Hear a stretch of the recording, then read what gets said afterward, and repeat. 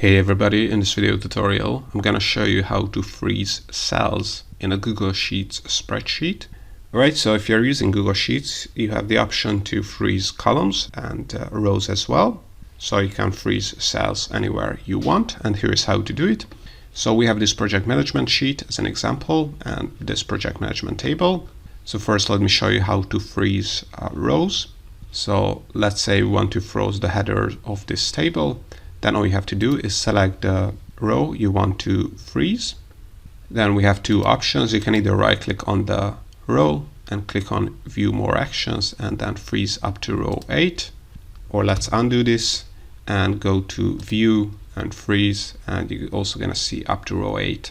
By default you can also see one row or two rows, but if you have a row that is not the first or second row, you can just select the row and you're gonna see up to row and then the row number. So select up to row 8, and as you can see, row 8 has been frozen.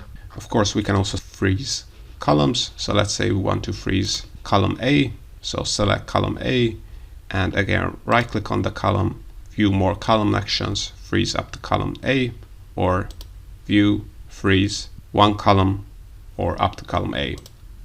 And as you can see, the grid line has been widened, and this shows that column A is frozen. And now if we scroll to the right, you can see that column A has indeed been frozen, just like row 8.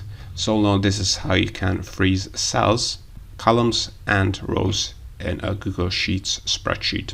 I hope you found this tutorial useful. If you want to get access to our complete Google Sheets function database, or our Google Sheets Shortcut Keys ebook for free, and other Google Sheets resources and Google Sheets templates, then make sure to check the links in the description below. Also, if you want to learn more about how to use Google Sheets, make sure to check out our YouTube channel and playlists, where you have a ton of tutorials, and more Google Sheets tutorials are coming up, so also make sure to subscribe.